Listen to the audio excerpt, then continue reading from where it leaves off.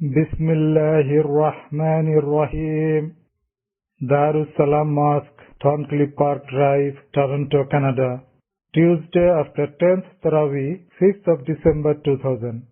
The Bayan is presented by Hazrat Maulana Mufti Saeed Ahmed Palanpuri Sahib Damad Barakatuhu. Alhamdulillah nahmaduhu wa nasta'inuhu wa nastaghfiruhu wa nu'minu bihi wa natawakkalu alayhi. ونعوذ بالله من شرور أنفسنا ومن سيئات أعمالنا من يهده الله فلا مضل له ومن يضلله فلا هادي له ونشهد أن لا إله إلا الله وحده لا شريك له ونشهد أن سيدنا ومولانا وحبيبنا وشفيعنا محمدا عبده ورسوله أرسله إلى الناس كافة بشيرا ونذيرا وداعيا إلى الله بإذنه وسراجا منيرا صلى الله تعالى عليه وعلى آله وصحبه وبارك وسلم تسليما كثيرا كثيرا وبعد فأعوذ بالله من الشيطان الرجيم بسم الله الرحمن الرحيم لقد جاءكم رسول من أنفسكم عزيز عليه ما عنتم حريص عليكم بالمؤمنين رؤوف رحيم فإن تولوا فقل حسبي الله لا إله إلا هو عليه توكلت وهو رب العرش العظيم صدق الله مولانا العظیم صدق. بزرگوں اور بھائیوں، یہ وہی دو آیتیں ہیں جو کل میں نے پڑھی تھی اور ان کے بارے میں کچھ گزارشات کی تھی. آج پھر وہی آیتیں میں نے اس لیے پڑھی ہیں کہ کل تقریر کے بعد میں ایک بزرگ ملے، بڑی عمر کے. یہ بزرگ لفظ جو ہے یہ دو معنی رکھتا ہے. ایک ولی اللہ، اردو میں اس معنی میں بھی لفظ آتا ہے بزرگ، یعنی ولی اللہ، اللہ کا ولی، نیک آدمی. اور یہ فارسی کا لفظ بزرگ ہے، بزرگ کے معنی بڑی عمر کی. تو ایک بزرگ ملے، انہوں نے اپنے ایک رشتہ دار کا معاملہ ذکر کیا. اس میں انہوں نے یہ ایک بات ذکر کی کہ کمپیوٹر پر ویب سائٹ میں امریکہ کے کسی محمد ارشد نام کے کسی شخص کی تفسیر ہے. وہ یہ کہتا ہے کہ سورہ توبہ کی یہ دو آخری آیتیں یہ گڑھی ہوئی، قرآن کی آیتیں نہیں. اور وہ جو بزرگ ملے تھے ان کا وہ جو رشتہ دار تھا وہ ان کے فکر سے اتنا متاثر ہوا کہ اس نے اپنے قرآن میں سے یہ دو آیتیں کاٹ ڈالی.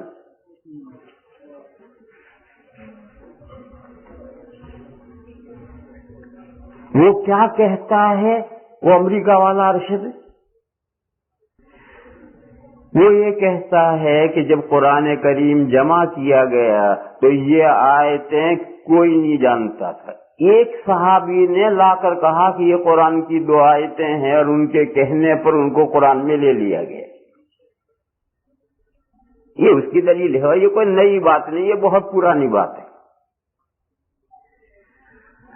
میں مناسب خیال کرتا ہوں کہ آپ حضرات کو جمع قرآن کریم کے جمع کرنے کی ہسٹری سناؤ کہ کیا صورتحال پیش آئی تھی، کیونکہ یہ بات ہر آدمی نہیں سنا سکے گا آپ کو، اس لیے میں وہ پوری ہسٹری سنا رہا ہوں کہ قرآن کریم کو کس طرح سے جمع کیا گیا تھا اور کیا صورت پیش آئی تھی۔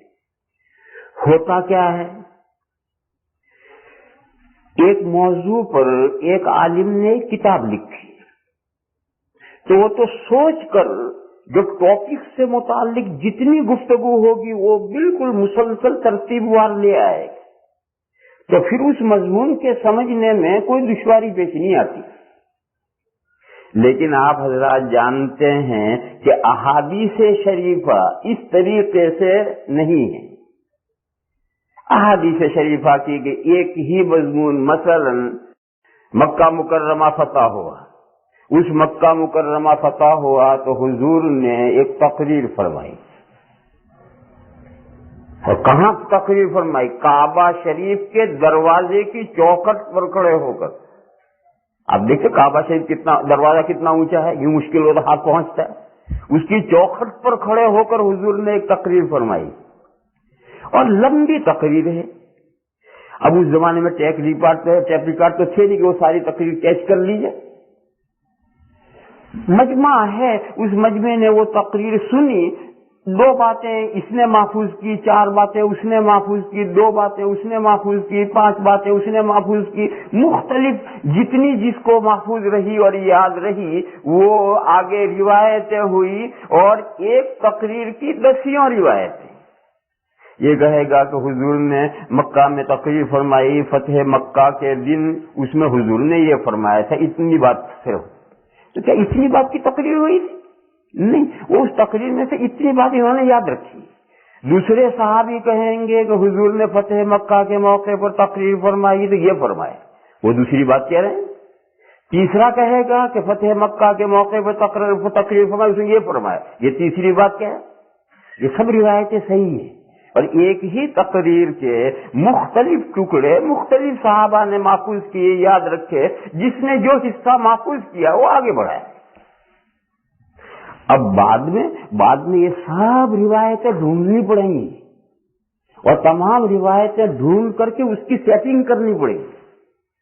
کہیں آپ نے دیکھا ہوگا ایک چھپا ہوا فتح مکہ کا ایک خطبہ چھپا ہوا دیواروں میں مسجدوں وغیرہ میں لگا ہوا، کبھی دیکھا ہے؟ اس کا انگریزی ترجمہ بھی ہوا ہے۔ وہ سارا کسی ایک روایت میں نہیں آیا، بلکہ مختلف صحابہ کی روایتیں اکٹھا کر کے ان روایتوں کے مضمون کو سیٹنگ کر کے وہ پورا خطبہ بنایا ہے۔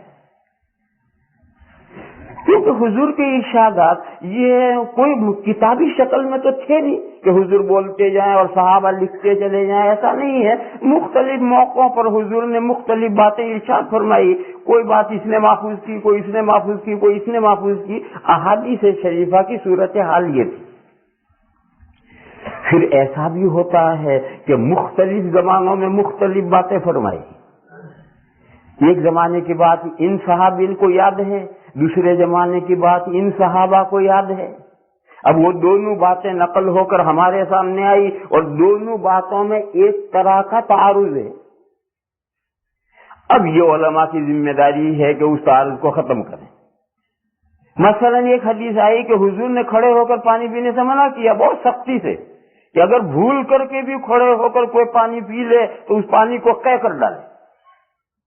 اور دوسری روایت میں ہے کہ حضور کھڑے ہو کر بھی پانی پیتے تھے اور بیٹھ کر بھی پانی پیتے تھے۔ اب یہ ایک صحابی یہ روایت کرتے ہیں، ایک دوسرے صحابی یہ روایت کرتے ہیں۔ اب یہ حضور کا ارشاد ہے، یہ حضور کا عمل ہے، ان دونوں سے 2 طرح کی باتیں ہوتی ہیں۔ اب پھر فیصلہ کیا کرنا، یہ علماء کی ذمہ داری۔ غرض احادیث شریفہ کی نوعیت بہت مختلف ہے۔ تو قرآن کریم کس طرح جمع کیا گیا اس کے سلسلے میں بھی الگ الگ روایتیں ہیں، اور جو ساری روایتوں کو اکٹھا کر کے ان کی سیٹنگ نہیں کرے گا وہ گمراہ ہو جائے گا۔ کچا علم ہے، تھوڑا بہت جانتا ہے، اور 2-4 روایتیں دیکھ کر کے اس نے ایک فیصلہ کر ڈالا، ایسی جگہ سے گمراہیاں پیدا ہوتی ہیں. اس لیے میں سوچتا ہوں کہ آپ حضرات کو آج جمع قرآن کی ہسٹری سناؤں کہ قرآن کریم کیسے جمع کیا گیا. کبھی میں نے یہ بتایا تھا عصر کے بعد کی مجلس میں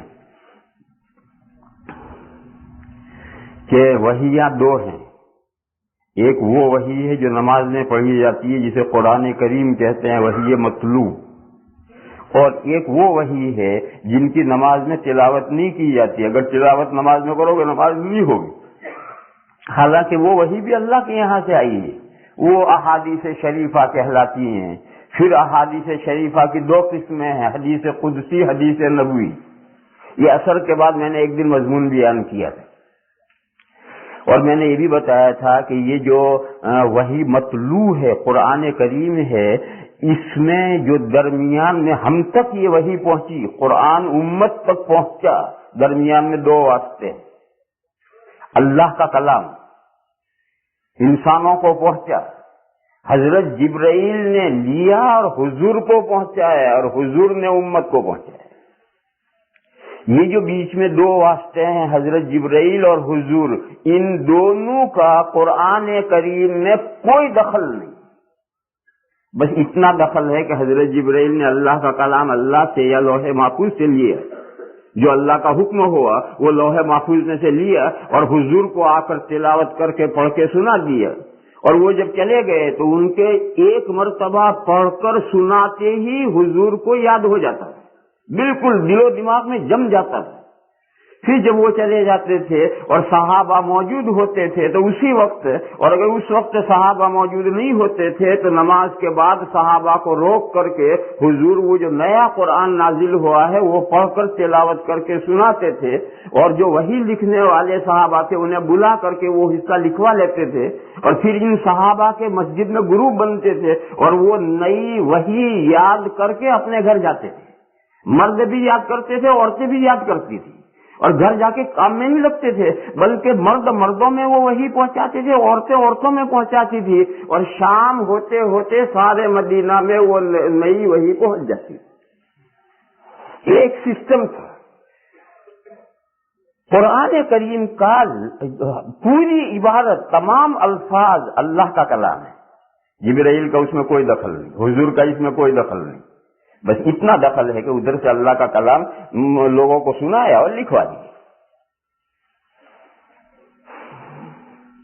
اور جو حدیثیں وہی ہیں، یہ حدیثیں اس کے الفاظ اللہ کے یہاں سے نہیں آتے تھے، ان کا مضمون آتا. پھر مضمون آنے کی دو صورتیں ہوتی تھی. ایک تو یہ کہ مضمون پورا ڈیٹیل سے آتا ہے، اور حضور اس مضمون میں حضور کا کوئی دخل نہیں ہوتا.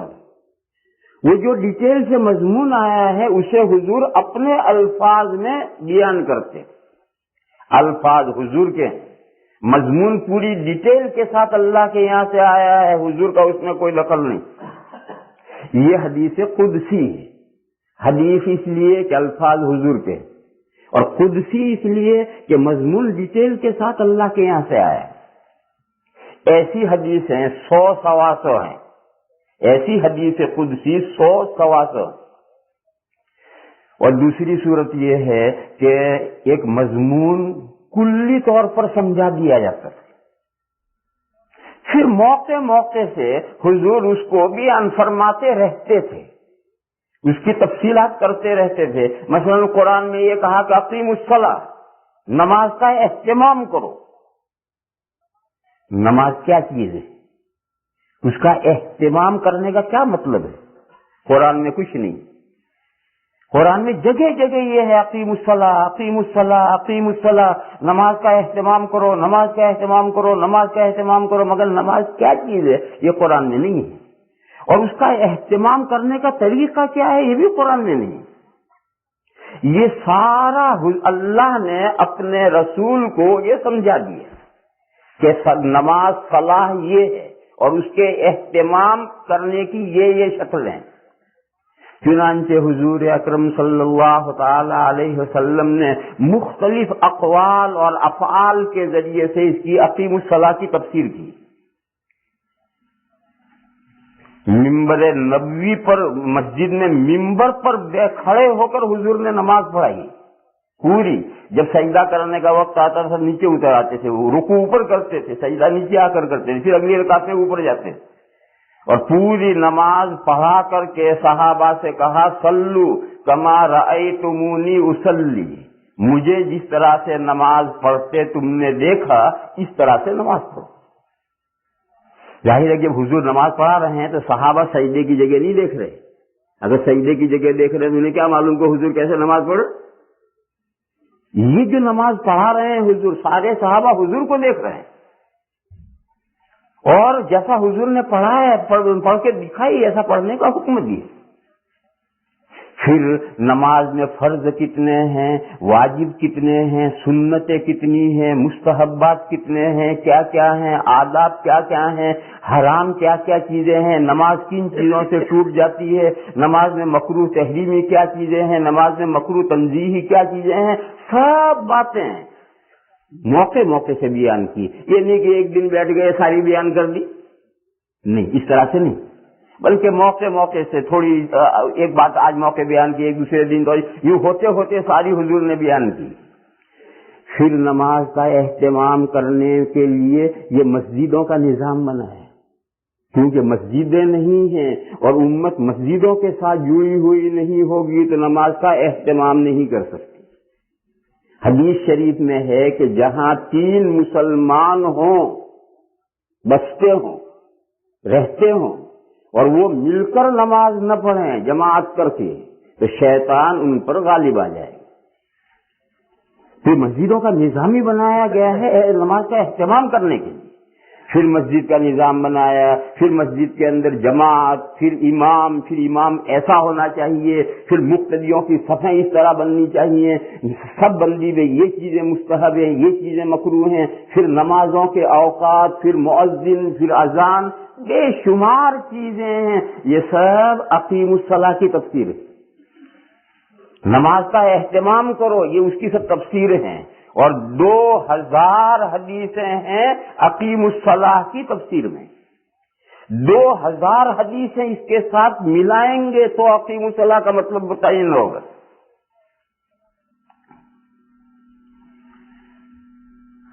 ये सब हदीसें, ये जो अकीमुस्सलाह का मतलब है, ये हर मर्तबा रोजाना जिब्राइल आए, बार बार आए और हर मर्तबा बतलाए कि देखो ये मकरूह है और ये मुस्तहब है और ये नहीं।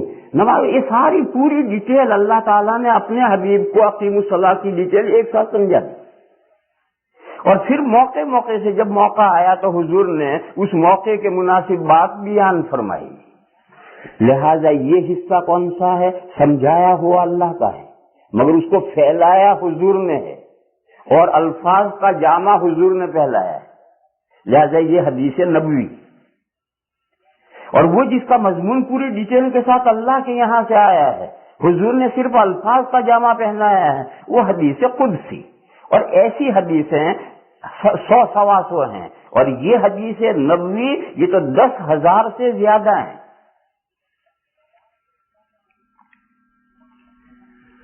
ये मजमून मैंने एक दिन असर के बाद बयान किया था और काम का था, इसलिए मैंने इसे रिपीट किया।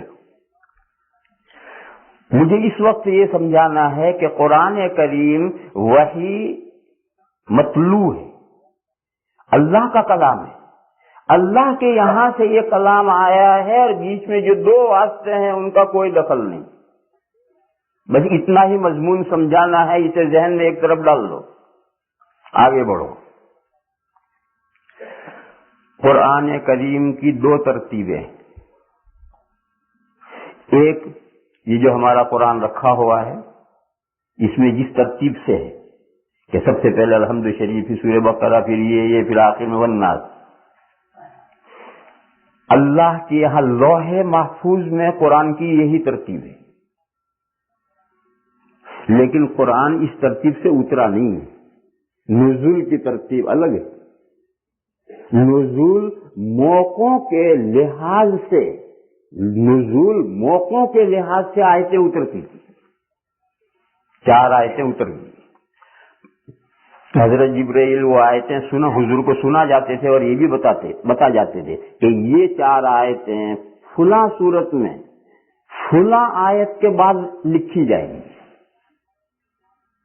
चुनांचे उसकी तो अपने मौके के एतबार से, लेकिन जो वही लिखने वाले कातिब थे उनके बुलाकर जो हुजूर लिखवाते थे, तो वो लिखवाते जहां हजरत जिब्राइल बता कर गए हैं उस सूरत में उस आयत के बाद इसे लिखवाया जाता। नुज़ूल की तरतीब अलग क्यों है? जैसा कुरान लोहे महफूज में था, शुरू से सूरह बकरा से उतरना शुरू होता, तरतीबवार जैसे हमारे इमाम साहिबान रोजाना पारा सवा पारा पढ़ते हैं, इसी तरह से एक एक रुकू हर दिन उतरता रहता है। ऐसा क्यों नहीं उतारा गया और तो नुज़ूल की तरतीब अलग क्यों है? ये बहुत लंबा मसला है और ये मसला कोई आज नया नहीं, बल्कि जब कुरान करीम उतर रहा था तो मुखालिफों ने, खास तौर पर यहूदियों ने और मुशरिकों ने ये सवाल उठाया था, ये एतराज उठाया था कि अगर ये अल्लाह का कलाम है तो अल्लाह तो कादिर मुतलक है, वो तो सारा कुरान एक दिन भेज सकते हैं। ये क्या बात है कि हफ्ते में 4 आयतें आ गई, फिर अगले हफ्ते में 3 आयतें आ गई, फिर अगले हफ्ते में 2 आयतें आई? इससे तो मालूम तक दाल में कुछ काला है। ये पैगंबरी का जो दावा करने वाले हैं ये खुद ही घड़ते हैं और जब तैयार होती है 2-4 आयतें तैयार हो जाती हैं तो कहते हैं कि देखो ये वही आई। ये एतराज उस वक्त हुआ था, आज कोई नया नहीं। और यहूदी कहते थे कि मूसा अलैहिस्सलाम को जो किताब तौरात मिली थी वो अल्लाह ने एक साथ दे दी थी, तो अगर ये कुरान भी अल्लाह की किताब है तो सारा कुरान एक साथ आ जाना चाहिए। खुद कुरान करीम ने जगह जगह इस एतराज के जवाब दिए और उसकी हिकमतें बयान की हैं, वजहें बयान की हैं कि कुरान करीम इस तरह से थोड़ा थोड़ा क्यों उतारा जा रहा है। ये गरज एक बहुत लंबा मौजू है, ये थोड़ी देर में नहीं समझाया जा सकता।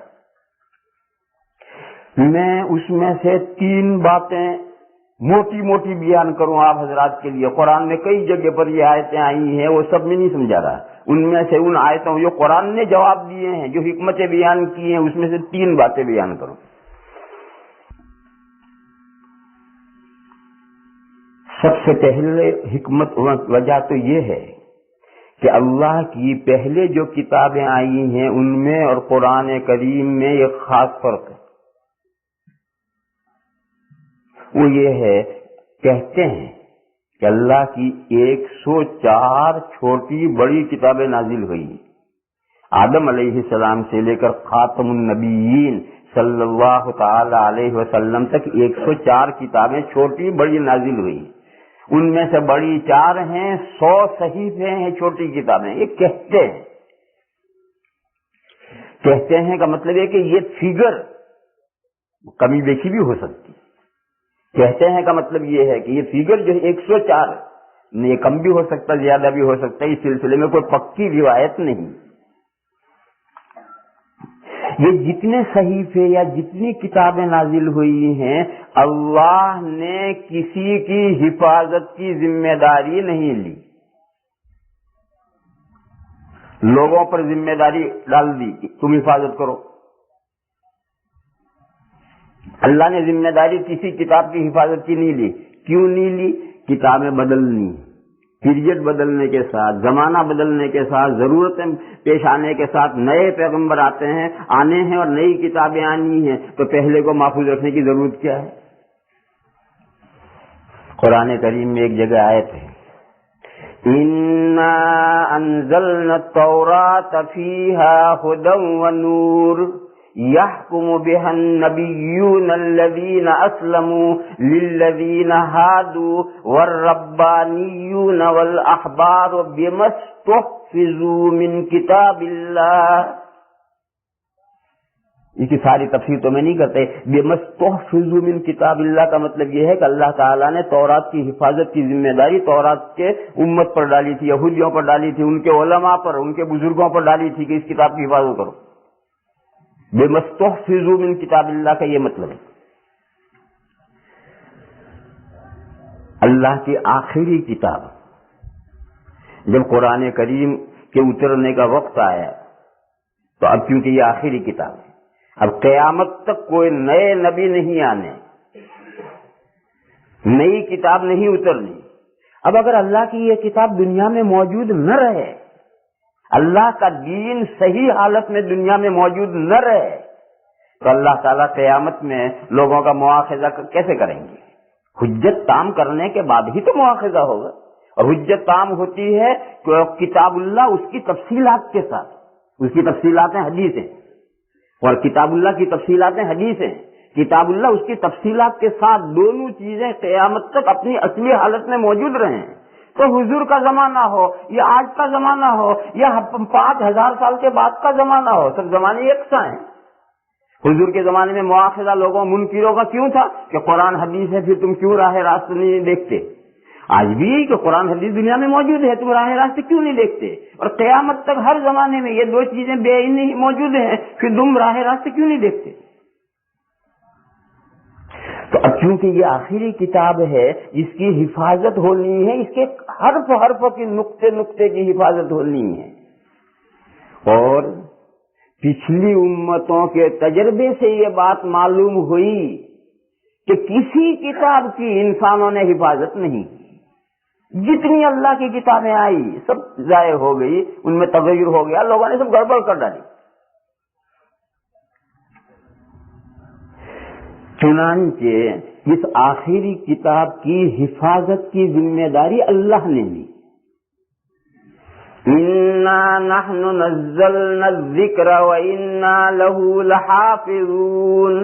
اللہ فرماتے ہیں کہ یہ قرآن ہم نے اتارا ہے اور ہم اس کی حفاظت کرنے والے۔ جیسا پچھلی کتابوں کو گڑبڑ کرنے کی لوگوں نے کوششیں کی تھی، قرآن کو میں گڑبڑ کرنے کی کوششیں نہیں کی رہی، قرآن میں گڑبڑ کرنے کی کوششیں ہمیشہ ہوتی رہی ہیں، آج بھی ہو رہی ہیں اور آئندہ بھی ہوتی رہیں گی۔ مگر جسے رکھے اللہ اسے کون چکھے، اسے کوئی بگاڑ نہیں سکتا۔ یہ معمر قذافی کہاں کا ہے؟ لیبیا کا۔ یہ لیبیا ہے، وہاں معمر قذافی نے ایسے قرآن چھاپ دیے ہیں جس میں قل اعوذ برب الفلق قل نکال دیے، قل اعوذ برب الناس قل نکال دیے، قل هو اللہ احد قل نکال دیے۔ ایسے قرآن اس کم وقت نے چھاپے ہیں۔ اور میں نے یہ بتایا کہ آپ کے اسی ٹورنٹو شہر میں ایک شخص نے کوئی اس سورۃ توبہ کے آخر میں سے 2 آیتیں کاٹ ڈالی۔ یہ آپ کے ٹورنٹو شہر کا واقعہ ہے۔ مگر یہ سب دھندے ہوتے رہتے ہیں، یہ سب دھندے ہوتے رہتے ہیں، اور قرآن کا ایک ایک حرف اور ایک ایک زبر اور زیر اپنی جگہ پر محفوظ ہے، کسی کے کچھ کرنے سے کچھ نہیں ہوتا۔ کیوں یہ محفوظ کس طرح سے ہے؟ دیکھو اللہ تعالی جو بھی کام کرتے ہیں یہ دنیا دارالاسباب ہے، یہ دنیا دارالاسباب ہے، اور اسباب اسباب ہیں، اسباب خدا نہیں ہیں۔ مگر اس دنیا میں اسباب اختیار کرنے کا شریعت کا حکم ہے، اور انبیاء علیہم الصلاۃ والسلام کی تعلیمات کا مرکزی نقطہ ہے کہ دنیا دارالاسباب ہے، یہاں اسباب اختیار کرو۔ آج ہی سورہ یوسف میں یہ آیت پڑھی گئی۔ حضرت یوسف علیہ السلام کے ابا حضرت یعقوب علیہ الصلاۃ والسلام نے اپنے بیٹوں کو روانہ کیا مصر، اور ان کو سمجھایا کہ دیکھو جب سٹی میں داخل ہونے لگو تو ایک دروازے سے داخل مت ہوئیے، ہو سکتا تم پر شک کیا جائے، کیونکہ ملک کے تو ہیں نہیں، دوسری جگہ کے ہیں، لباس الگ ہے، چہرے الگ ہیں، اور یہ پورا جھمکتا کا جھمکا 12-14 ایک جیسے اونٹوں پر بیٹھ کر داخل ہو رہے ہیں، یہ کون ہے؟ ہو سکتا تمہارے بارے میں شک کیا جائے۔ تو یہ کہا کہ ایک دروازے سے سب بھائی داخل مت ہوئی ہو، شہر کے دروازوں میں تقسیم ہو جائیے، 2 یہاں سے، 1 وہاں سے، 3 وہاں سے، 2 وہاں سے، یوں الگ الگ دروازوں سے داخل ہوئی۔ یہ ابا نے اپنے بیٹوں کو ایک تدبیر بتائی، تدبیر، یہ تدبیر بھی اسباب ہے، اور ساتھ میں یہ بھی سمجھایا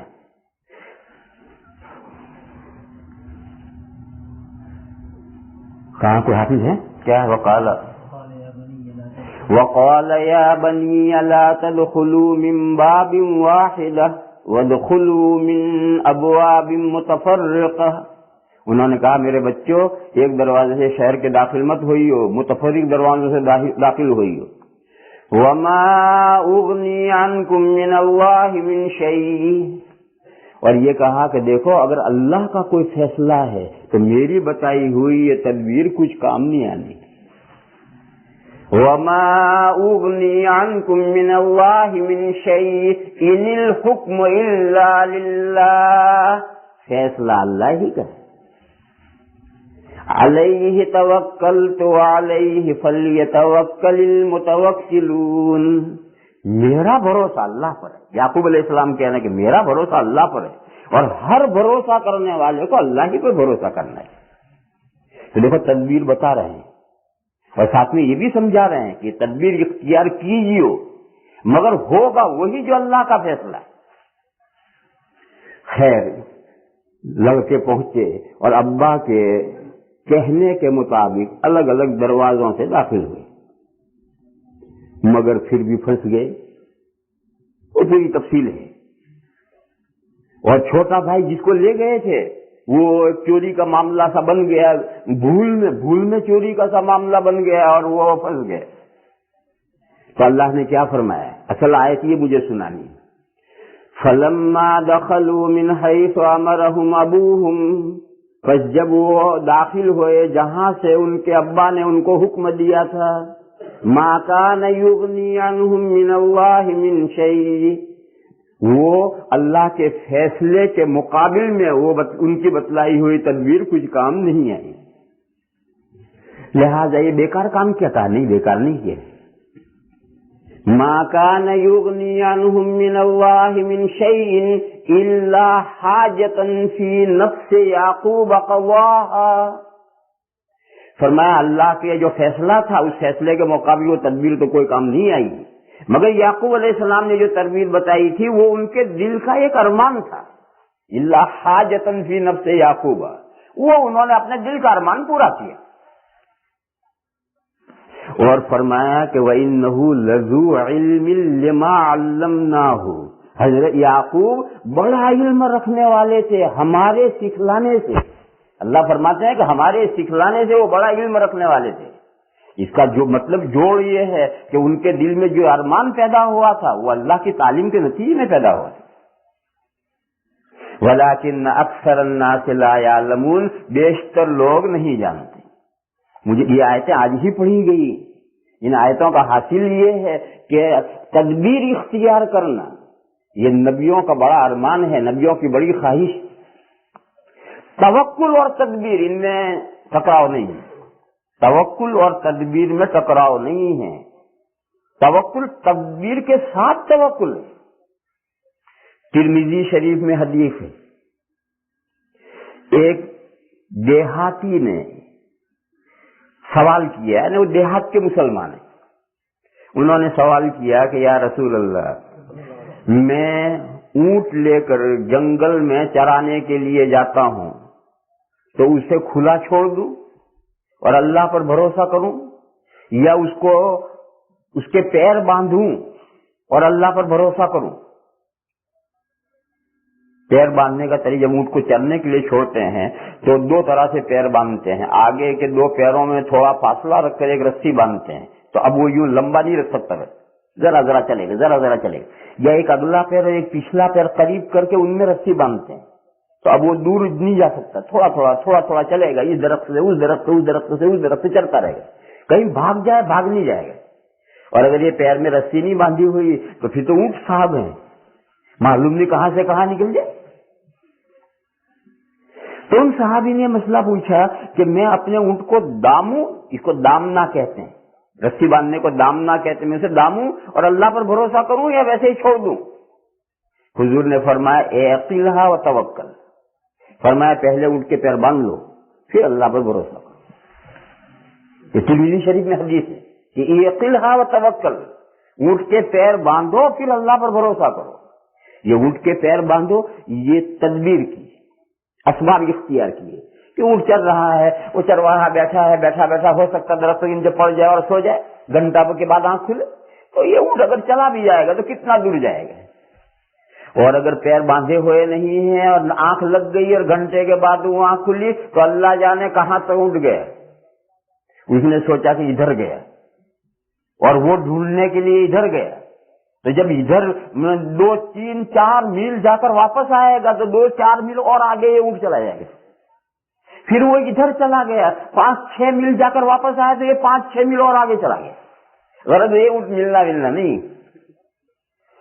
تو ترمذی شریف میں یہ حدیث ہے کہ اعقلھا وتوکل، اٹھ کے پیر باندھو پھر اللہ پر اعتماد کرو.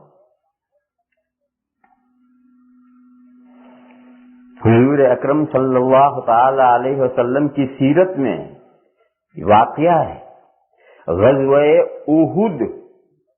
یہ لفظ ہے احد، احد نہیں. اردو والے احد بولتے ہیں، احد نہیں، یہ صحیح لفظ ہے احد. یہ مسجد نبوی سے نکلتے ہیں تو سامنے ایک پہاڑ دکھتا ہے لال لال، وہ احد پہاڑ ہے.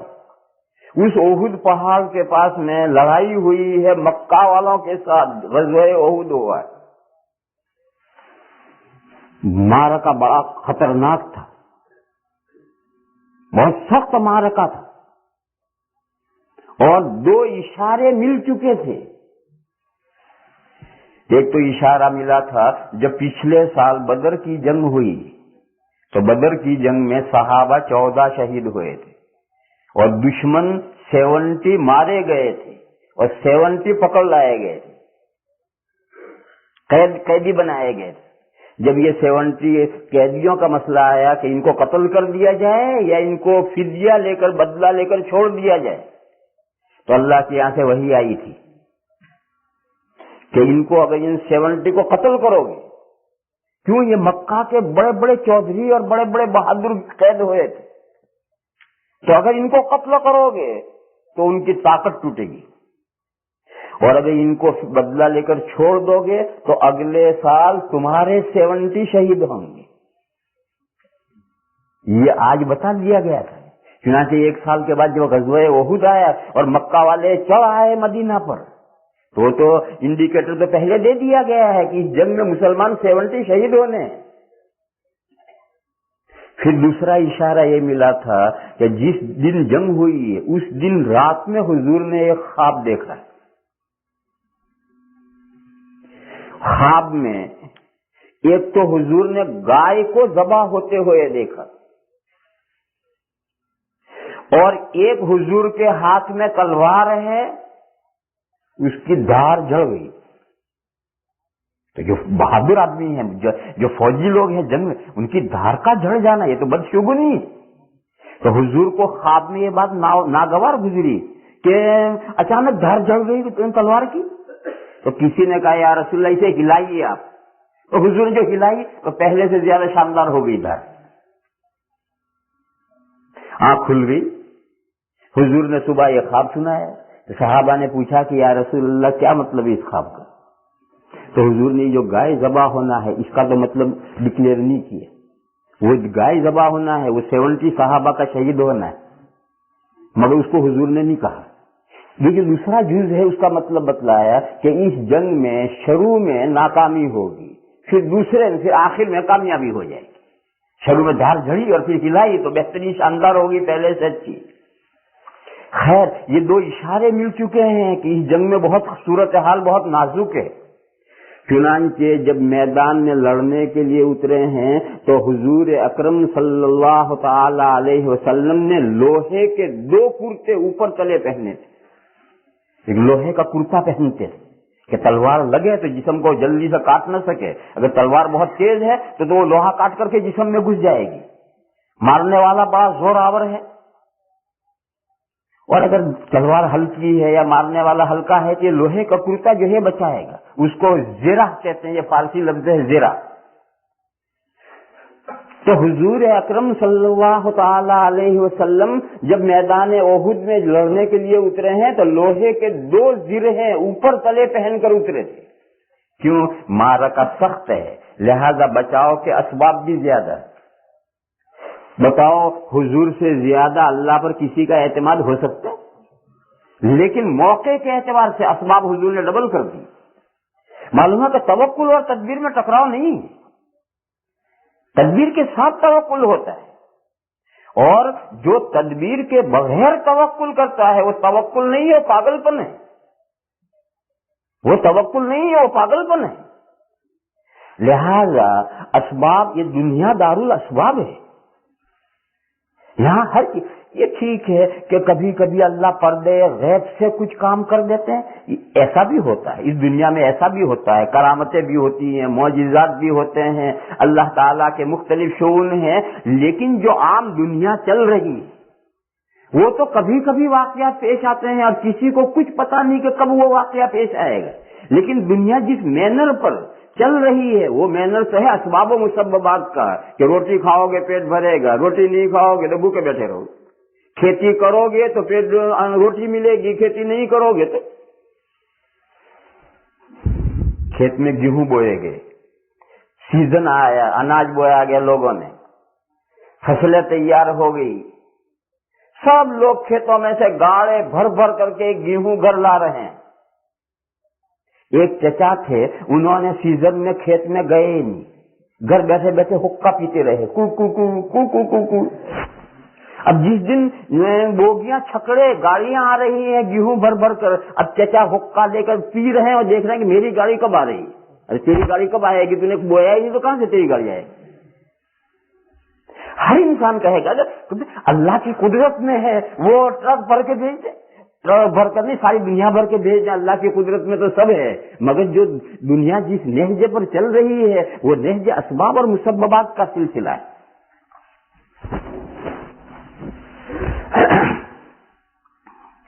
جب یہ صورتحال ہے تو قرآن کی حفاظت اللہ کرنے والے، اللہ نے ذمہ داری لی ہے کہ میں نے یہ قرآن اتارا ہے، میں اس کی حفاظت کروں گا. لیکن اس عالم اسباب میں اس کے اسباب کیا بنیں گے؟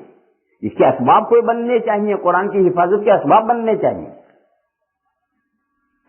وہ جو اسباب بننے والے ہیں ان کی طرف اشارہ اسی آیت میں کیا گیا ہے جس آیت میں اللہ نے گارنٹی لی،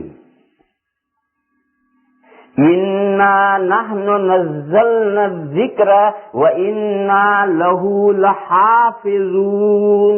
یہ حافظون پلورل ہے، جمع ہے حافظ کا. تو اللہ تو ایک حافظ ہے، ایک ہے. یہ نہیں کہا نہ حافظون، ہم حافظون ہیں، ہم بہت سارے حافظون ہیں، حافظ ہیں. اس حافظون میں اشارہ ہے کہ قرآن کریم کے حافظ تیار ہونے چاہیے، اور ایک دو نہیں، اتنے بے شمار حافظ تیار ہو جائیں کہ قرآن کے ایک حرف کو کوئی ادھر سے ادھر نہ کر سکے. چھپے ہوئے میں گڑبڑ کرے گا، لیکن جو سینوں میں چھپا ہوا قرآن ہے اس میں کون گڑبڑ کرے گا؟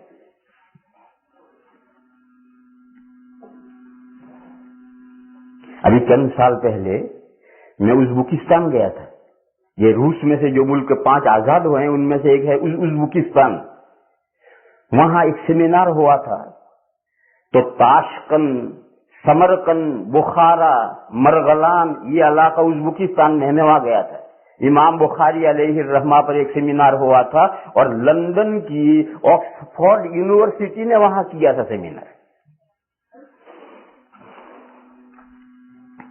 تو وہاں میں نے دیکھا کہ اللہ کے فضل و کرم سے کافی حافظ ہیں اور بہترین قرآن پڑھتے ہیں. حالانکہ وہ علاقہ 80 ایئرز کمیونزم کے ہولڈ میں رہا ہے اور اس 80 سال میں قرآن کریم کا داخلہ اس ملک میں ممنوع تھا.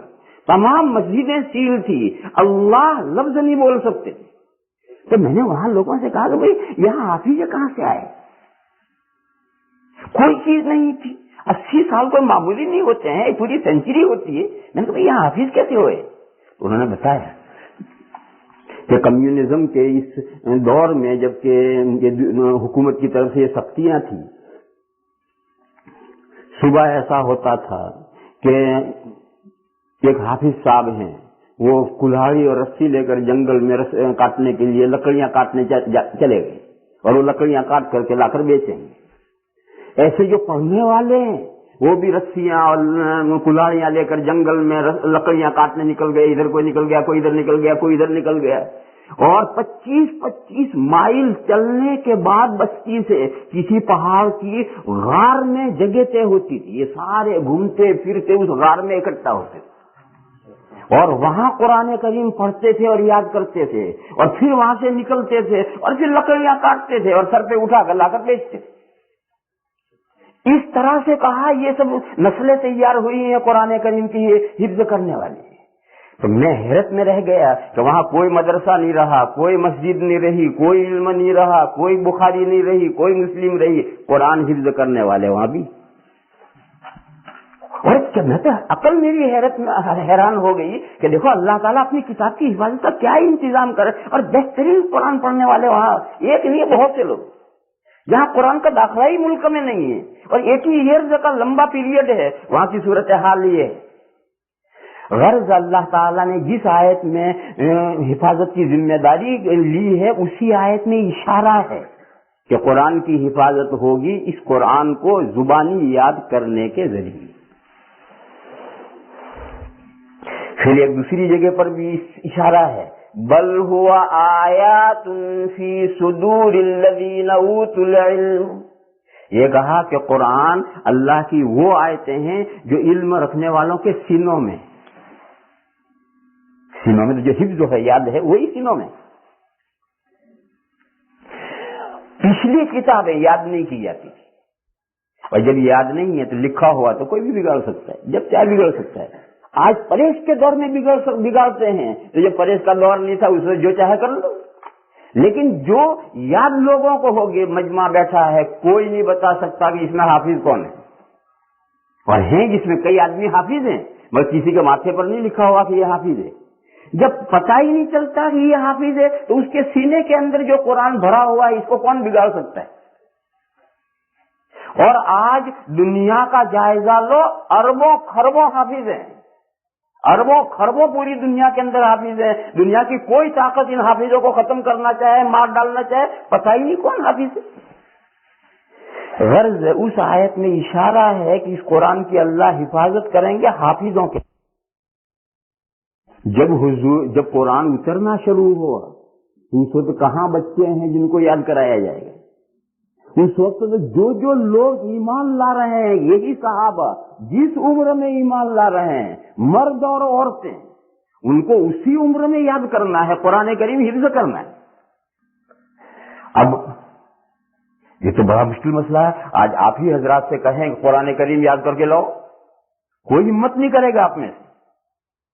اور صحابہ 20 سال سے لے کر 100 سال تک کی عمروں میں ایمان لائے ہیں۔ کوئی 20 سال میں ایمان لایا، کوئی 30 سال کا تھا ایمان لایا، کوئی 50 سال کا ایمان لایا، کوئی 90 سال کا ایمان لایا، اور جتنے ایمان لائے سب نے قرآن یاد کیا کم و بیش۔ ہر صحابی پورے قرآن کا حافظ نہیں تھا، کم و بیش، اور پورے قرآن کے بے شمار حافظ تھے، مرد اور عورتیں۔ جنگ یمامہ جو مسیلمہ کذاب کے ساتھ جنگ ہوئی ہے، اس جنگ میں پورے قرآن کریم کے 500 صحابہ شہید ہوئے تھے، 500 صحابہ وہاں شہید ہوئے تھے، بے شمار لوگ حافظ تھے پورے قرآن میں۔ لہذا کیسے یاد کروایا جائے؟ آپ حضرات کیوں یاد نہیں کر سکتے؟ آپ حضرات اس لیے یاد نہیں کر سکتے کہ دکھائیں گے لو یہ قرآن یاد کر کے۔ اب آدمی کھولتا ہے کہ یہ تو بڑا ہے، ہمارے بس کا کام نہیں۔ تو یہ طریقہ نہیں اختیار کیا گیا، صرف 5 آیتیں اتاری۔ اقرأ بسم ربک الذی خلق، خلق الانسان من علق، اقرأ وربک الاکرم الذی علم بالقلم علم الانسان ما لم یعلم۔ صرف 5 آیتیں آئی اور 15 دن تک دوسری وحی نہیں آئی۔ اب یہ تو عربی کے جملے، آج ہمارے لیے تو یہ 5 یاد کرنا بھی مشکل ہے، کیوں ہم اس کا مطلب نہیں سمجھتے، لیکن جو عربی زبان جانتے ہیں انہیں 1-2 مرتبہ پڑھیں گے یاد ہو جائیں گے۔ جب یہ وحی اچھی طرح سے یاد ہو گئی تو اگلی وحی اتری، یا ایھا المزمل قم اللیل الا قلیلا، ایک رکوع اترا ہے، اور پھر وحی بند ہوئی۔ اب وہ 5 آیتیں تو یاد تھی، اب یہ جتنی نئی آئی اسے یاد کرو۔ اور یہ دونوں وحیاں جب خوب رٹ کر پکی ہو جائیں گی، اور پکی یوں ہوگی کہ نمازوں میں پڑھنا ہے ان کو، وہی مطلوب اس لیے کہ نماز میں پڑھنا ہے، ہر رکعت میں پڑھنا ہے۔ پھر جب یہ حصہ یاد ہو گیا تو پھر اگلے ایک تھوڑا سا حصہ اترا ہے، اب اسے یاد کرو۔ یوں یہ قرآن 23 سال میں 23 ایئرز میں اترا ہے. 23 ایئرز میں تو ہم میں سے ہر آدمی حفظ کر سکتے ہیں. ہمارے بچے 2-3 سال میں حفظ کرتے ہیں. باقی 23 سال میں اگر آپ یاد کرنا چاہیں تو ہم میں سے ہر آدمی کر سکتا ہے. تو پھر ہمارے حفظ کلاس میں تو دور 1 پارا, آدھا پارا, 1.5 پارا, 2 پارے سنے جاتے ہیں. قرآن کریم میں دور یہ نہیں تھا. دور یہ تھا کہ ہر رات میں آدھی رات تہجد پڑھو. آدھی رات میں کچھ کم رہ جائے کوئی حرج نہیں, یا آدھی رات سے بھی ظاہر پڑھو تہجد.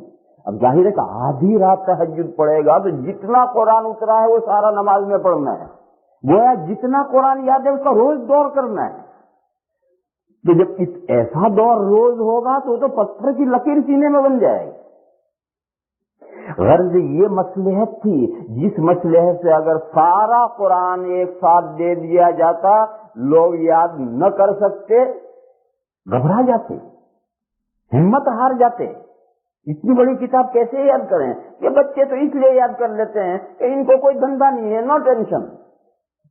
اور آدمی کو دنیا بھر کے جھمیلے اور دنیا بھر کی پریشانیاں دماغ میں ہیں. جب دماغ میں پریشانیاں ہیں تو یاد نہیں ہوگا. اور جو تدبیر اس کے نزول کی جو تدبیر اختیار کی گئی وہ ایسی تدبیر اختیار کی گئی کہ ہر عمر کے صحابی نے, مرد نے بھی عورت نے بھی, ہر ایک نے اپنی اپنی حیثیت کے مطابق قرآن کریم محفوظ کیا, اور بہت بڑی تعداد نے سارا قرآن محفوظ کیا.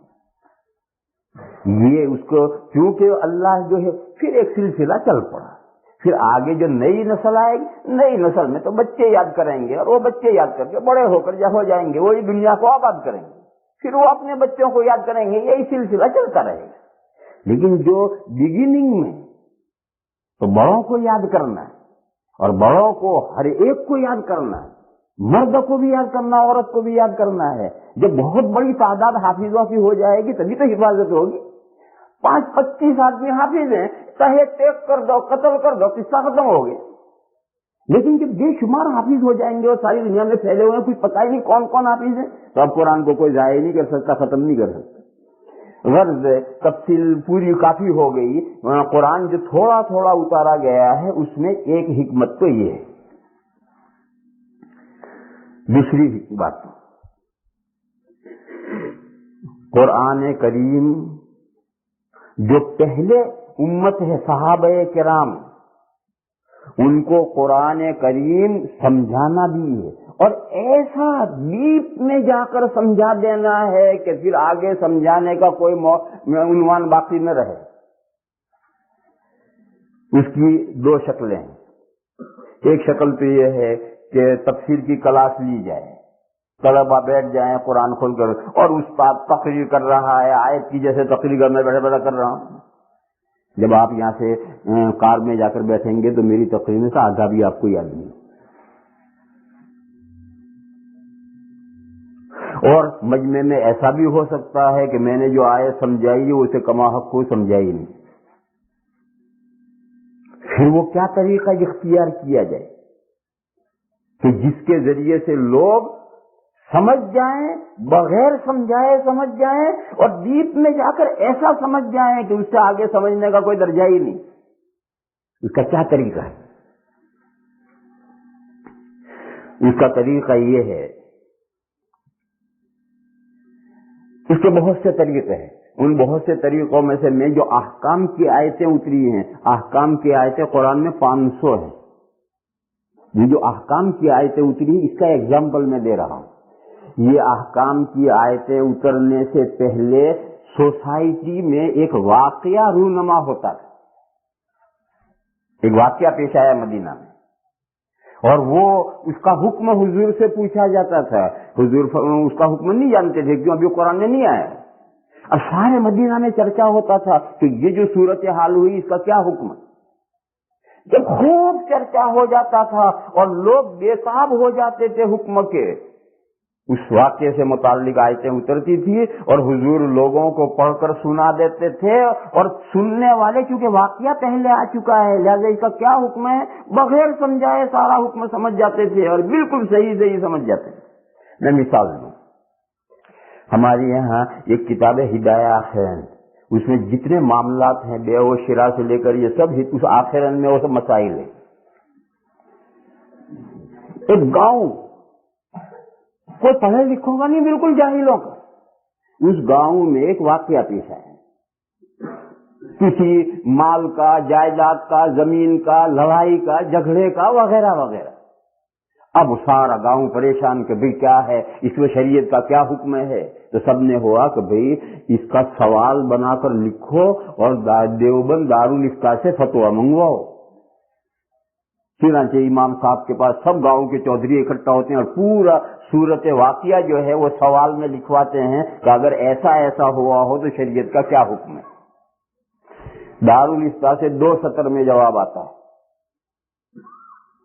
امام جب خط پہنچتا ہے تو امام صاحب مسجد میں لوگوں کو روک کر کے بتاتے فتویٰ یہ آیا ہے۔ وہ 2 سطریں پڑھ کر کے سناتے ہیں، سب گاؤں کے دیہاتی سمجھ جاتے ہیں ہاں بھئی یہ فتویٰ ہے، کوئی سمجھانا نہیں پڑتا۔ اور وہی 2 سطروں میں جو مسئلہ لکھا ہے وہ مسئلہ ہدایہ آخرین کا ہے۔ وہیں دارالعلوم میں کلاس میں جب ہم یہ مسئلہ پڑھاتے ہیں تو 1 گھنٹہ یا اس سے زیادہ تقریر کرتے ہیں اور پھر بھی آدھے طالب علم سمجھتے ہیں، آدھے نہیں سمجھتے۔ یہی مسئلہ جو 10 سال سے پڑھ رہے ہیں طالب علم، 1 گھنٹہ ہم نے مغز پاشی کی، آدھے سمجھے کلاس میں، آدھے نہیں سمجھے، اور آدھے سمجھے وہ بھی ابھی پوری ڈیٹیل نہیں سمجھے، اور وہ دیہاتی 2 سطروں میں جواب گیا اور سب سمجھ گئے۔ کیوں؟ وہاں واقعہ پیش آیا ہے اور ان طالب علموں کے ذہنوں میں کچھ بھی پیش نہیں آیا ہے۔ تو واقعے کے بعد جب حکم آتا ہے، میں مثال دوں،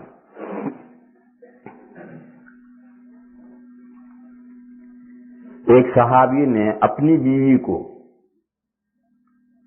یہ کہہ دیا انت علیہ کا ظہر امی، تو میرے لیے ایسی ہے جیسے میری ماں کی پیٹھ۔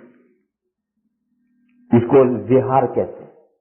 ہمارے یہاں یہ جملہ اردو میں نہیں بولتے، اس کے بجائے یوں کہتے ہیں تو میرے لیے ماں جیسی ہے، تو میرے لیے بہن جیسی ہے۔ اگر یہ جملہ کہہ دے کہ تو میرے لیے ماں جیسی ہے، تو میرے لیے بہن جیسی ہے، تو یہ زہار ہے۔ ماں جیسی کہنے سے ماں بھی بنی نہیں اور ماں جیسی بھی نہیں بنی، وہ تو بیوی ہے، اور بہن جیسی کہنے سے بہن بھی نہیں بنی اور بہن جیسی بھی نہیں بنی، وہ تو بیوی ہے۔ مگر یہ غلط بات کیوں بولے تم؟ بیوی کو تم نے ماں جیسی کیوں کہا، بہن جیسی کیوں کہا؟ اسلام سے پہلے اگر یہ جملہ کوئی بیوی سے کہہ دے تو بیوی ہمیشہ کے لیے حرام ہو جاتی تھی، طلاق پڑ جاتی تھی۔ کہ جب تم نے اسے ماں بنا لیا، تم نے اسے بہن بنا لیا، بیوی کہاں رہے گی؟ یہ زمانے جاہلیے سے ایک ٹریڈیشن چلا آ رہا تھا۔ ایک صحابی نے اپنی بیوی سے ایسا کہہ دیا۔ اب ان کی بیوی، ان کا نام خولہ ہے، وہ حضور کی خدمت میں آئی اور انہوں نے عرض کیا کہ یا رسول اللہ میرے شوہر نے مجھے ایسا کہہ دیا ہے، کیا حکم ہے؟ حضور نے فرمایا کہ جو پہلے سے طریقہ چلا آ رہا ہے وہ طریقہ یہ ہے کہ تم شوہر کے لیے حرام ہو۔ تو وہ کہنے لگی یا رسول اللہ بڈھی ہو گئی، میں کہاں جاؤں، میں میرا کون پوچھے گا، میرا نہ کوئی پیئر ہے، نہ میرا کوئی میکا ہے، نہ کوئی رشتے دار ہے، میں کہاں جاؤں، میں بڈھی ہو گئی۔ غرض یہ بہت روئی دھوئی اور اس نے کہا یا رسول اللہ میں اپنی کمپلین اللہ میاں کے یہاں رکھتی ہوں، اور وہ چلی گئی اور بیچاری وہ اللہ تعالیٰ کے سامنے گڑ گڑاتی رہی، کرتی رہی۔ اور اب یہ سارے مدینہ میں اس واقعے کا چرچا کہ ایک بڈھے نے بڈھی کو یہ کہہ دیا ہے کہ انت علیہ کا ظاہر ام میں، تو میری ماں جیسی۔ جب ضرورت نہیں رہی تو ماں بنا لیا اسے۔ جب خوب مدینہ میں چرچا ہوا تو 28ویں پارے کے پہلے بالکل شروع میں جو سورت ہے، سورت المجادلہ، مجادلہ میں لڑنے والی، وہ اور حضور سے لڑی تھی کہ یا رسول اللہ آپ مجھے مسئلہ بتا رہے ہیں، میں بڑھاپے میں میرا کیا ہوگا؟ سورت المجادلہ نازل ہوئی اور اس کا یہ تقریباً 1 رکوع نازل ہوا اور اس میں زہار کے احکام آئے۔ قد سمع اللہ قول التی تجادلک فی زوجها وتشتکی الی اللہ، تحقیق سن لی اللہ نے اس عورت کی بات جو آپ سے لڑ رہی ہے، جھگڑا کر رہی ہے اپنے شوہر کے معاملے میں، اور وہ اپنی کمپلینٹ اللہ کے سامنے رکھ رہی ہے. اللہ نے اس کی بات سن لی.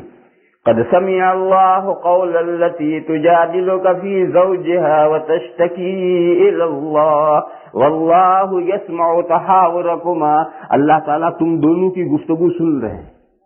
وہ حضور کے پاس آئی. خیر یہ لمبا رکوع نازل ہوا اور اس رکوع میں زہار کے احکام آئے کہ ایسا کہنے سے بیوی ماں یا بیٹی یا بہن نہیں بنتی، مگر یہ قول زور ہے، یہ جھوٹی بات ہے. اور یہ جھوٹی بات کیوں نکالی؟ اس کی سزا یہ ہے کہ جب تک شوہر کفارہ نہیں دے گا بیوی حرام ہے، ہمیشہ کے لیے حرام نہیں ہے، کفارہ دینے تک بیوی حرام ہے. اور کفارہ یہ ہے غلام آزاد کرو. غلام آزاد کرنے کی سخت نہیں ہے. ابھی ہاتھ مت لگاؤ بیوی کو ہاتھ لگانے سے پہلے غلام آزاد کرو. غلام آزاد کرنے کی سخت نہیں ہے. 2 مہینے کے مسلسل روزے رکھو. ابھی ہاتھ مت لگاؤ، ہاتھ لگانے سے پہلے 2 مہینے کے مسلسل روزے رکھو. یہ بھی سخت نہیں ہے تو 60 مسکینوں کو کھانا کھلاؤ. اور یہ ان تینوں میں سے ترتیب وار جون سا بھی تم کفارہ ادا کر دو گے، اس کے بعد بیوی. لیکن جب تک کفارہ ادا نہیں کرو گے بیوی حرام ہے تمہارے لیے. جب یہ آیتیں نازل ہوئی تو حضور نے صحابہ کو پڑھ کر سنائی، اور سناتے ہی ہر صحابی بغیر سمجھائے سارا سمجھ گیا، اور ایسا سمجھ گیا کہ یہ زہار کا باب ہم مدرسے میں طالب علموں کو 1 ہفتے میں پڑھاتے ہیں، اور 1 ہفتے میں بھی آدھے طالب علم تو یوں بکری کی طرح منڈی ہلاتے ہیں، اور آدھے جو سمجھتے ہیں وہ بھی امتحان میں 33 نمبر ہی لاتے ہیں. اور وہ سارے صحابہ مدینے کا ایک مرد اور عورت اس زہار کا حکم سمجھ گئے، اور آیتیں پڑھ کر سنا گئے اور سمجھ گئے. کیونکہ واقعہ پیش آیا ہے، اور واقعہ پیش آنے کے بعد خود اس واقعے کو گرم ہونے دیا گیا ہے، اور ہر مجلس کا اور ہر محفل کا موضوع سخن وہ واقعہ بن چکا ہے. اور پھر جو آیتیں آئی ہیں وہ واقعے پر ایسی فٹ ہو گئی کہ بغیر سمجھائے سمجھ.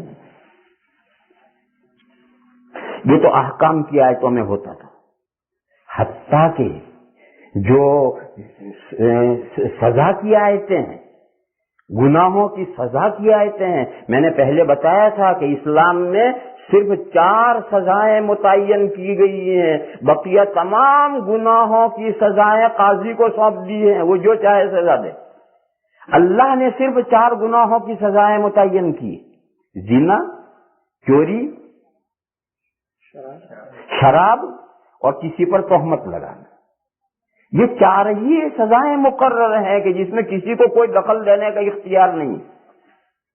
تو یہ جو سزاؤں کی آیتیں ہیں ان کے لیے بھی پہلے واقعہ ہوتا ہے، اور واقعہ ہو کر کے خوب گرم ہو جائے گا واقعہ. پھر ہر آدمی بےتاب ہے کہ اس صورت میں کیا حکم ہے. پھر وہ آیتیں نازل ہوں گی اور وہ سزا جاری ہوگی، تمام کے سامنے وہ سزا جاری کر کے دکھائی جائے گی. اب آیتوں کو سمجھانے کی کیا ضرورت؟ آیتوں میں جو حکم آیا ہے وہ تو بغیر سمجھائے سمجھ میں آ جائے. اور اس ضرورت سے یہ جو واقعہ گناہ کے پیش آئیں گے تو صحابہ ہی میں تو آئیں گے، بھینسوں میں تھوڑے آئیں گے، اونٹوں میں تھوڑے پیش آئیں گے. وہ واقعہ تو صحابہ میں آئیں گے. لیکن ان واقعات کے ساتھ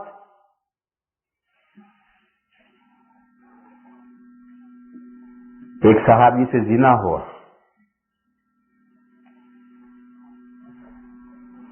صحابی نے ایک خاتون صحابیہ سے زنا ہو گیا زنا، اسے حمل ٹھہر گئے. وہ حضور کی خدمت میں آئی اور کہنے لگی یا رسول اللہ مجھ سے یہ گناہ ہو گیا ہے، مجھ پر اللہ کا حکم جاری کیجیے. تو جب کوئی مجرم خود آ کر اقرار کرے تو مسئلہ یہ ہے قاضی اسے ٹلا دے گا، نکال دے گا. چنانچہ حضور نے نکال دیا. وہ بےتاب ہو کر پھر دوبارہ آئی، پھر نکال دیا گیا، پھر بےتاب ہو کر آئی، 4 الگ الگ موقعوں پر آئی. اور اس نے 4تھی مرتبہ یہ کہا کہ یا رسول اللہ میرا گناہ تو یہاں تک ہے کہ میں تو اس گناہ سے حاملہ ہوں. تو حضور کو ٹلانے کا ایک موقع اور ملا. حضور نے فرمایا کہ اگر تو زنا سے حاملہ ہے تو گناہ تو نے کیا, تیرے پیٹ میں بچہ, اس نے کیا گناہ کیا؟ اس نے تو کوئی گناہ نہیں کیا. لہٰذا اس حالت میں اگر تجھ پر اللہ کا حکم ہم جاری کریں تو تیرے پیٹ کا بچہ ضائع ہوگا, اس کا کیا گناہ ہے بیچارے کا؟ جا بچہ پیدا ہوگا تب دیکھی جائے گی. یوں کر کے حضور نے ٹلا دیا. وہ تو چلی گئی. 9 مہینے کے بعد بچہ پیدا ہوا تو پیدا ہوتے ہی بچے کو گود میں لے کر پھر حاضر ہو گئی اور کہنے لگی یا رسول اللہ میرا یہ بچہ پیدا ہو گیا ہے, مجھ پر اللہ کا حکم جاری کیے. تو حضور کو ایک موقع اور ملا. حضور نے فرمایا اگر ابھی تجھ پر اللہ کا حکم جاری کریں گے تو یہ بچہ تو دودھ کے بغیر مر جائے گا. جا اس بچے کو دودھ پلا, جب بچہ کھانے لگے گا تب دیکھی جائے گی. یوں کر حضور کا منشا ٹلا دینا ہے. چلی گئی. ابھی سال پورا نہیں ہوا تھا کہ اس نے بچے کا دودھ چھوڑایا, روٹی پر لگایا اور وہ بچے کو لے کر اس کے ہاتھ میں روٹی دی اور بچہ کھا رہا ہے, اور لے کر حضور کے پاس آئی اور کہنے لگی یا رسول اللہ میں نے بچے کا دودھ چھوڑا دیا ہے اور یہ روٹی کھانے لگا ہے, اور کہنے لگی یا رسول اللہ آپ دیکھیے یہ کھا رہا ہے, اب مجھ پر اللہ کا حکم جاری کیے. چنانچہ اس وقت وہ بچہ لے کر کسی کی تربیت میں دے دیا گیا اور اس عورت کو چونکہ شادی شدہ تھی لہذا اسے سنسار کر دیا گیا. جب وہ مر گئی, سنسار پتھروں سے مر گئی اور اسے جنازہ اس کا آیا, تو ایسے مجرموں کا حضور جنازہ نہیں پڑھتے تھے. کوئی خود کیسی کرے حضور جنازہ نہیں پڑھاتے تھے, صحابہ سے کہتے تھے تم پڑھ کے دفن کر دو. کوئی مقروض مرے حضور جنازہ نہیں پڑھاتے تھے, صحابہ سے تم پڑھ کے دفن کرو. کسی پر سزا جاری کی جائے تو کسی نے کسی کو جان بوجھ کر قتل کیا, اس میں قصاص میں قتل کیا جائے تو اس کی نماز جنازہ حضور نہیں پڑھاتے تھے, صحابہ سے کہتے تھے تم پڑھ کے دفن کر دو, تاکہ لوگوں کو عبرت ہو اور لوگ اس طرح کے گناہوں سے بچیں, اس خیال سے کہ خدا نہ خواستہ اگر ایسی بات ہو گئی تو ہم حضور کی نماز جنازہ سے محروم ہو جائیں گے. تو ایسا جو زنا میں سنسار کیا جاتا تھا اس کی بھی حضور نماز جنازہ نہیں پڑھاتے تھے. لیکن جب یہ عورت آئی تو حضور نماز پڑھانے کے لیے آگے بڑھے. تو حضرت فاروق اعظم رضی اللہ تعالیٰ عنہ نے یاد دلایا کہ یا رسول اللہ یہ تو غامدی عورت ہے جسے زنا کی سزا میں سنسار کیا گیا ہے. حضور نے سن کر حضور آگے بڑھے اور حضور نے نماز پڑھائی اس عورت کی, اور نماز پڑھانے کے بعد فرمایا کہ اس عورت نے ایسی توبہ کی ہے کہ اگر اس کی توبہ کسی سیٹی کے درمیان ڈسٹریبیوٹ کر دی جائے تو سب کی مغفرت ہو, پوری ایک سیٹی کے لوگوں کی مغفرت ہو جائے اگر اس کی توبہ ڈسٹریبیوٹ کر دی جائے. تو بتاؤ کتنی زبردست اس نے توبہ کی ہوگی. تو گناہ صحابہ سے ہوئے تھے مگر گناہ ہونے کے بعد میں ان کی توبائیں بھی اتنی پختہ ہوتی تھی. اور وہ گناہ کیوں ہوئے تھے؟ اگر یہ گناہ نہیں ہوں گے تو پھر آخر شریعت کے احکام کیسے نازل ہوں گے اور ان کو کس طریقے سے سمجھایا جائے گا؟ واقعے کے بغیر آیتوں کو تو کتنا بھی سمجھاؤ کما حق کو سمجھ میں نہیں آتی. یہ میں نے چند مثالیں دی, اسی طرح اور بہت ساری مثالیں. مخالفین اسلام کے اعتراضات, مشرکین اعتراضات کرتے تھے, یہود اعتراض کرتے تھے, عیسائیوں کے تو کم اعتراض اس وقت تھے, یہودیوں کے کیونکہ مدینہ آدھا مدینہ یہودیوں سے بھرا ہوا تھا تو ان کے اعتراضات ہوتے تھے. مشرکین تو سارا جزیرۃ العرب مشرکین کا تھا, ان کے اعتراضات آتے تھے. وہ اعتراضات پہلے ہونے دیے جاتے تھے اور جب وہ اعتراضات ہو کر کے اس کا چرچا ہو کر سارے صحابہ کے لیے ایک لمحے فکریہ بن جاتا تھا کہ اس اشکال کا کیا جواب ہے, تو پھر اس اعتراض کے جواب سے متعلق آیتیں اترتی اور وہ پڑھ کر سنا دی جاتی تھی. تو بغیر ڈیٹیل کے سمجھائے وہ سمجھ آ جاتی تھی کہ اعتراض یہ ہو رہا تھا, 15 دن سے اعتراض یہ ہو رہا تھا اور یہ جواب اللہ نے اتارا. تو اس طریقے سے موقع پیدا کر کے ان موقعوں کی مناسبت سے آیتیں اتاری گئی ہیں تاکہ صحابہ کرام ان کو قرآن کو بالکل صحیح سمجھیں. اب ظاہر ہے کہ یہ جو حکمت ہے اس حکمت کے مطابق اگر شروع سے ایک طرف سے ایک رکوع اترنا شروع ہو تو یہ حکمتیں کیسے ہوگی؟ یہ تو جب جو موقع پیدا آئے گا, واقعہ پیدا ہوگا, اس سے متعلق آیتیں آئیں گی اور پھر ان آیتوں کو لکھ لیا جائے گا وہیں جہاں لوح محفوظ میں ترتیب میں اس کی جگہ ہے. इसी वजह से ये जितनी ये आखिर के 3-4 पारों की आयतें हैं, 27, 28, 29, 30, बल्कि 30 में तो और छोटी छोटी सूरतें, छोटी छोटी आयतें, और अरबी जानने वालों के लिए तो उसको याद ही नहीं करनी, बगैर याद की याद हो जाएंगे। या अय्युहल मुद्दस्सिर, ओ कमली वाले, ओ कमली वाले, इसको क्या याद करना है? आपसे कहें ओ कमली वाले, तो इसको याद करने को रटना बैठना पड़ेगा, ओ कमली वाले, ओ कमली वाले, ओ कमली वाले। आपको थोड़ा रटना पड़ेगा, तो सुनते ही आप समझ जाएंगे ओ कमली वाले। या अय्युहल मुद्दस्सिर के यही माना है, तुम फअंज़िर, खड़े होइए और लोगों को चौकन्ना कीजिए। अब इसको क्या हिफ्ज़ करने में रटना है? पूरी सूरत जो बिल्कुल शुरू दौर की है, छोटी छोटी आयतें और ऐसी बरजस्ता चुस्त आयतें कि 1-2 मरतबा पढ़ो सब याद हो गई। और वो सब सूरतें जो कुरान की पीछे की हैं, वो सबसे पहले उतारी गई, इस्लाम के दौर अव्वल में उतारी गई। इकरा बिस्म में जो 5 आयतें सबसे पहले उतारी गई हैं, वो तरतीब में फला जगह रखी हुई हैं 30वें पारे में। फिर जब लोग आदी हो गए और कुरान याद करने की मश्क हो गई, तो फिर 13 साल के बाद में मदीना में जाने के बाद सूरह बकरा उतरी है। शुरू की बड़ी बड़ी सूरतें तब उतरी। तो ये 2 वजह हुई, एक तो हिफ्ज़ की सहूलत, और उसकी सहूलत के एतबार से छोटी छोटी आयतों वाली पहले आई, बड़ी बड़ी आयतों वाली बाद में आई। एक समझने की सहूलत, और उसके लिए वाक़िए होने दिए, एतराज़ात होने दिए गए, और उसके बाद फिर वो उतारी गई।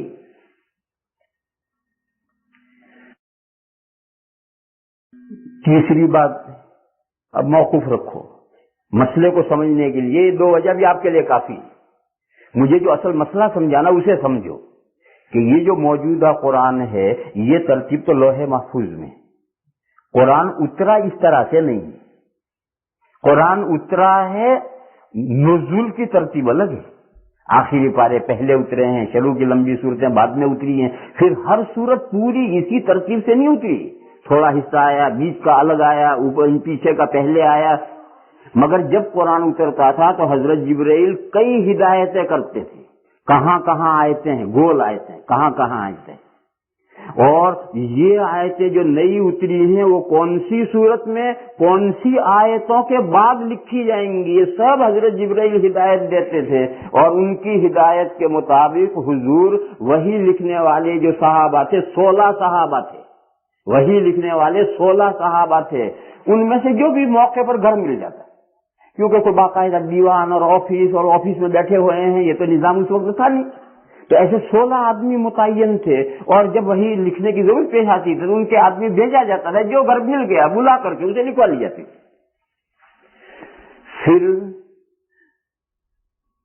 ये जो लिखा है, ये लिखा हुआ इन्हीं लिखने वाले जो कातिबीन है वही सहाबा इनके पास रहता था। फिर जब ये पूरी सूरत उतर आती थी, साल भर में, 2 साल में, 3 साल में, थोड़ा इधर से थोड़ा उधर से होते होते सूरत कंप्लीट हो गई, तो ये भी हजरत जिब्राइल बतला देते थे कि अब ये सूरत मुकम्मल हो गई। ये जो हुजूर ने लिखवाया है, ये इसी तरतीब के मुताबिक लिखवाया है। फिर जब ये पूरी हो जाती थी तो सहाबा में से जो सहाबी मांगता उसको ये लिखा हुआ दे दिया। हुजूर के घर में कुछ नहीं रहता, ये जो वही के कातिबीन इनके पास भी नहीं रहता, और खुद हुजूर के घर में भी कुछ न रहता है। सहाबा में से जो मांगता कि या रसूलल्लाह ये मुझे दे दीजिए, तो वो तहरीर उसे दे दी जाती। फिर दूसरों को नकल चाहिए तो इसकी कॉपी में से नकलें लो, ये जो ओरिजिनल तहरीर है वो इनको दे दी। अब ये जान से ज्यादा उसकी हिफाजत करेंगे, और जिस को टू कॉपी चाहिए, नकल चाहिए, वो इसमें से नकलें होती रहेंगी और सहाबा लेते रहेंगे और असल इनके पास महफूज रहेगी। इसी तरह से हुजूर की पूरी जिंदगी में जो जो सूरतें कंप्लीट होती रही और वो मुकम्मल लिखी गई, जिस सहाबी ने मांगी उनको वो दे दी गई। पूरी सूरत दे दी गई, सूरत का कुछ थोड़ा सा हिस्सा दे दिया गया, क्योंकि सारी सूरत एक साथ लिखने के उस वक्त कागज वागज नहीं थे। उस वक्त मुख्तलिफ चीजों पर, दरख्त की छाल पर लिखते थे, दरख्तों के पत्तों पर लिखते थे, जानवरों की खाल पर लिखते थे, ऊंट का जबड़ा यहाँ से निकलता था या यहाँ हाथ में से एक लंबी चौड़ी हड्डी निकलती थी उस पर लिखते थे। तो मुख्तलिफ चीजों पर लिखते थे, और जिस पर जितना लिखा जाता था वो सब महफूज रहता था। 8-10 چیزوں میں مل کر ایک چھوٹی سی صورت پوری ہوئی تو وہ ساری 8-10 چیزیں محفوظ ہیں اور ان میں وہ پوری صورت لکھی ہوئی. یہ اس زمانے کا طریقہ تھا. غرض جب حضور اکرم صلی اللہ تعالی علیہ وسلم کا انتقال ہوا تو حضور کے گھر میں قرآن کریم کا لکھی ہوئی ایک صورت بھی نہیں تھی. کاتبین وحی کے پاس بھی نہیں تھی. صحابہ میں سے جس نے جو حصہ موقع پر مانگا وہ اسے دے دیا گیا تھا اور ہر صحابی کو ہدایت تھی اور اس نے جان سے زیادہ اس کی حفاظت کی تھی اور اس کے یہاں تھی الگ الگ لوگوں کے پاس. یہ تو ہے لکھنے کا، لیکن اصل مدار تو حفظ پر ہے، حافظ ہے. اچھا، جو حفظ کیے ہیں، جتنے لوگ حفظ کرنے والے ہیں انہوں نے حفظ اسی قرآن کی ترتیب سے کیا ہے اور اسی کے مطابق سب کو حفظ ہے. قرآن تہجد میں پڑھا جاتا ہے، 5 نمازوں میں پڑھا جاتا ہے، سب اسی طریقے سے پڑھا جاتا ہے. جو لوح محفوظ کی ترتیب تھی اسی کے مطابق پڑھا جاتا ہے.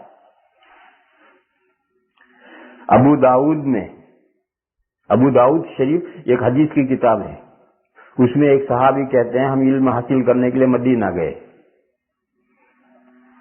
تو حضور اکرم صلی اللہ تعالی علیہ وسلم عشاء کی نماز پڑھانے کے بعد ہمارے پاس آتے تھے.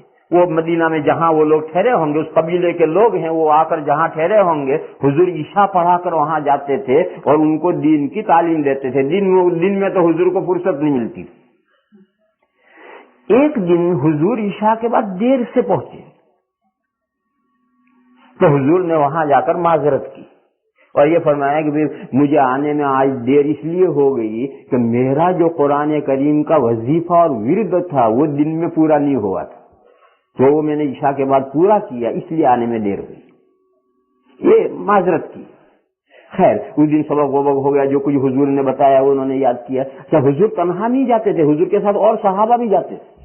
تو وہ جو دیہات سے آنے والے صحابی ہیں انہوں نے مدینہ کے صحابی سے چپکے سے پوچھا کہ کیف تہذبون القرآن، آپ حضرات قرآن کا ورد کس طرح بناتے ہیں؟ تو ان صحابی نے ان کو یہ بتایا کہ ہم 7 دن میں قرآن ختم کرتے ہیں. پہلے دن اتنی صورتیں، دوسرے دن اتنی صورتیں، تیسرے دن اتنی صورتیں، چوتھے دن اتنی، 7 دن میں قرآن پورا کرتے ہیں. وہی جو ان صحابی نے بتایا تھا وہ ہمارے قرآنوں میں جو 7 منزلیں ہیں وہ 7 منزلیں اسی روایت سے،